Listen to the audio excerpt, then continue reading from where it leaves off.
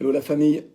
Il est rassurant aujourd'hui de voir à quel point la jeunesse, et pas seulement, se mobilise autour de combats importants lorsqu'il s'agit de défendre les personnes injustement attaquées, acculées, des personnes souvent vulnérables face aux institutions et face à des groupes de gens qui usent de toutes sortes de ruses, de méchanceté, de haine et de racisme pour arriver à leur fin. C'est le cas de celle que nous appelons affectueusement Madame Pauline, cette boulangère de Levallois-Perret en banlieue parisienne, à qui on aimerait bien, prendre son outil de travail, sa boulangerie, pour en faire je ne sais quoi ou la donner à je ne sais qui. Elle est très clairement victime de racisme de la part de ses voisins et de la mairie de Levallois. Merci à la LDNA, merci à Negro News à la fois d'être à ses côtés en ce qui concerne la LDNA, c'est-à-dire de la protéger et de partir au combat pour elle, et puis à tous les médias, toutes les personnes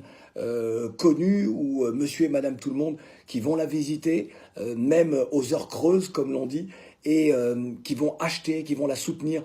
Mais madame Pauline est une guerrière, elle et son mari ne lâcheront rien et nous serons à leur côté.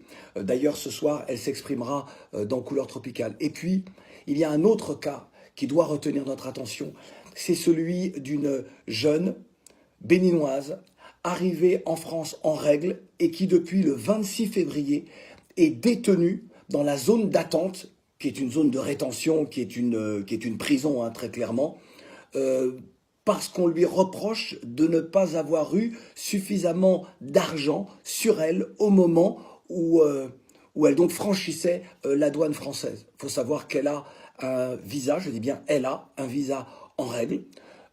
Sa situation n'a rien d'anormal. Et donc, comme on lui a reproché de ne pas avoir l'intégralité de la somme, un membre de sa famille est venu à l'aéroport donner le complément, puisqu'on lui demandait un certain montant qui était donc de 1000 euros, si ma mémoire ne me fait pas défaut. Et donc, on est venu lui apporter cet argent-là. Malgré tout, elle est passée devant le juge, et le juge a demandé son maintien en détention pour encore 8 jours.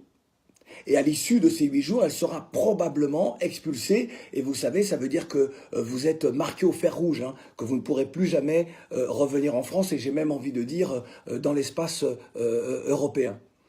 Il y a évidemment, manifestement, une injustice. Et certains policiers dénoncent l'attitude de leurs collègues qui font, comment dire, état quelque part par ce type de geste-là, de zèle, de leur sensibilité politique. Et donc, Doris Emeline Assogba, c'est son nom, est victime aujourd'hui de racisme, elle est détenue, et nous ne devons plus accepter que celles et ceux qui viennent de l'étranger, et d'Afrique en particulier, soient traités comme, même pas comme des animaux, soient traités comme des sous-hommes. Et c'est inacceptable.